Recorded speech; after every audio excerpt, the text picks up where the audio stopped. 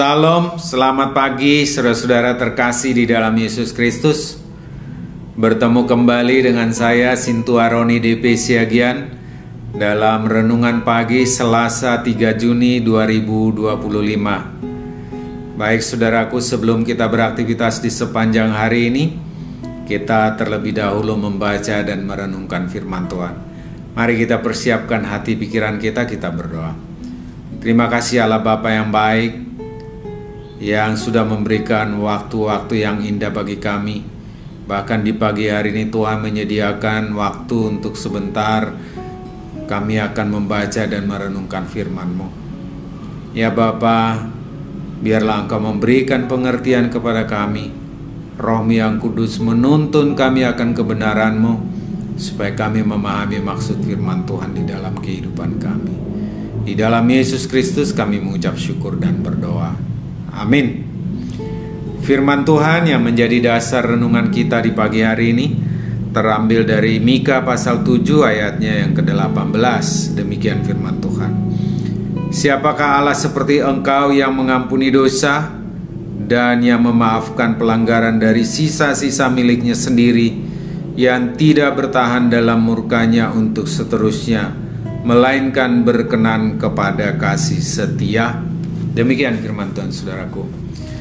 Jadi Nabi Mika itu mengingatkan bangsa Yehuda untuk segera bertobat, karena bangsa ini telah banyak melakukan perbuatan-perbuatan yang tidak Tuhan kehendaki. Mereka melakukan praktek-praktek bisnis yang tidak adil. Mereka memperdaya orang-orang yang susah. Mereka mengambil hak-hak orang-orang miskin dan memperkaya hidup mereka, memperkaya diri mereka sendiri. Mereka tidak peduli dengan keadilan. Selagi masih ada kesempatan, mereka mengambil semua harta milik orang-orang yang susah untuk dijadikan menjadi milik mereka. Mereka melakukan penipuan terhadap orang-orang yang tidak punya kekuasaan, yang tidak berdaya. Orang-orang yang dalam tanda kutip tidak memiliki ilmu pengetahuan yang cukup. Mereka mengambil semua manfaat-manfaat yang mereka bisa ambil dari orang-orang yang susah, sehingga mereka semakin kaya, semakin kaya. Nah, orang-orang Israel yang di kelas atas semakin kaya dan orang-orang yang di bawah semakin miskin. Mereka memang melakukan ibadah-ibadah mereka di sinagoge, di rumah-rumah ibadah, tetapi itu semuanya menjadi ritualisme saja. Kemudian setelah mereka keluar dari rumah ibadah, mereka melakukan praktek bisnis yang tidak sehat lagi, yang tidak benar, yang tidak adil kembali. Mereka adalah orang-orang yang munafik, yang bersembunyi di dalam ibadah-ibadah mereka, yang bersembunyi di dalam ritual-ritual mereka, tetapi hati mereka penuh dengan tipu daya, pikiran mereka penuh dengan keserakahan. Mereka menipu orang-orang yang susah, memperdaya orang-orang yang lemah.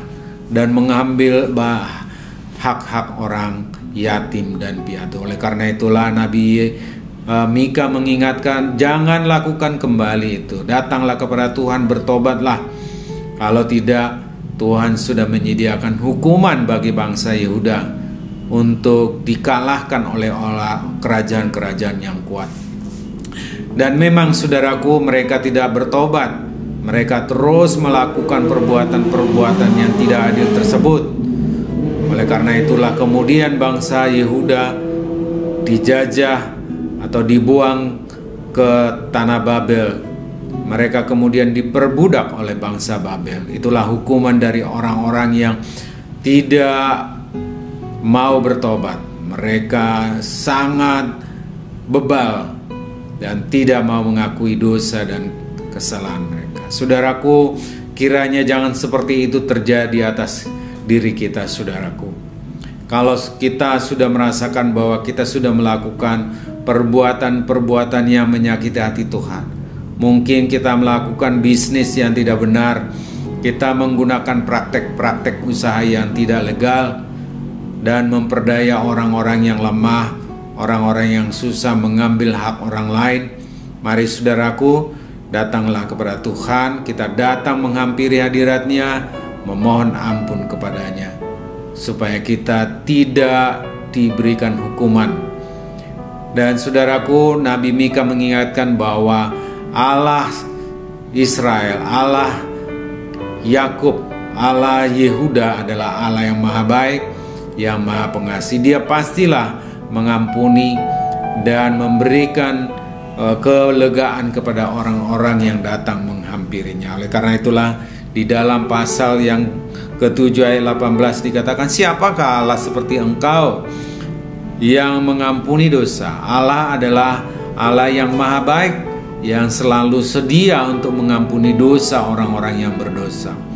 Kalau kita, saudaraku, sudah melakukan perbuatan dosa secara tidak sengaja pun secara sengaja, mari, kalau kita tidak datang menghampiri hadirat Tuhan memohon ampun, maka Tuhan satu saat akan menghukum kita. Oleh karena itu, datang kepada Tuhan, mohon ampun saudaraku, maka Dia adalah setia dan adil. Dia akan mengampuni segala dosa kita. Dikatakan Allah adalah Allah yang tidak bertahan dalam murkanya, dan melainkan berkenan kepada kasih setianya. Kita bersyukur saudaraku, karena Allah adalah Allah yang maha kasih, yang senantiasa mendengarkan doa permohonan kita, yang berkenan atas kedatangan kita untuk mohon ampun kepada Dia. Mari saudaraku, biarlah seperti di ayat yang 19 ini, inilah yang menjadi doa kita saudaraku. Dikatakan, biarlah Ia kembali menyayangi kita, menghapuskan kesalahan-kesalahan kita, dan melemparkan segala dosa kita ke dalam tubir-tubir laut. Itulah doa kita saudaraku. Mari datang kepada Tuhan, mohon ampun kepada Tuhan ketika kita melakukan banyak dosa pelanggaran, maka Dia adalah setia dan adil. Dia pasti mengampuni dosa kita, bahkan memberkati kita, memberikan yang terbaik di dalam kehidupan kita. Baik saudaraku, demikian firman Tuhan yang menjadi dasar renungan kita di pagi hari yang indah ini. Berbahagialah kita yang melakukan firman Tuhan di dalam kehidupan kita. Amin. Mari kita berdoa. Terima kasih Bapa yang baik, Engkau telah memberikan peringatan kepada kami supaya kami tidak melakukan praktek-praktek usaha ataupun kegiatan-kegiatan yang tidak Tuhan kehendaki, yang mempersulit orang lain, yang menekan orang lain, menipu orang lain, bahkan melakukan tindakan-tindakan yang membuat orang lain semakin menderita. Kami telah melakukan penipuan di dalam usaha kami, di dalam pekerjaan kami. Oleh karena itu Bapa, ampuni kami Bapa, tolong kami supaya kami kembali melakukan pekerjaan kami dengan baik. Berikan kami kekuatan, berikan kami hikmat, berikan kami hati yang senantiasa setia kepadamu untuk melakukan kehendak-Mu. Terima kasih ya Bapa buat pengampunan yang senantiasa Tuhan berikan kepada kami. kami. Ajar kami juga boleh mengampuni orang yang bersalah kepada kami. Terima kasih ya Bapa. Pada saat pagi hari ini kami juga berdoa buat saudara-saudara kami yang bimbang atas pengampunan yang daripada Tuhan atas dosa mereka. Biarlah Tuhan menguatkan mereka supaya mereka tidak ragu untuk datang menghampirimu ya Bapa. Kami berdoa juga buat saudara-saudara kami yang sakit, biarlah Tuhan sembuhkan. Kami berdoa buat saudara-saudara kami yang ada dalam penderitaan hidup, Tuhan yang memberikan kelegaan kepada mereka. Terima kasih ya Bapa. Kami serahkan sepanjang hari ini kehidupan kami ke dalam tangan pengasihan-Mu. Di dalam Yesus Kristus Tuhan dan Juru Selamat kami mengucap syukur dan berdoa. Amin. Baik saudaraku, selamat beraktivitas di sepanjang hari ini. Tuhan Yesus memberkati kita semuanya. Horas.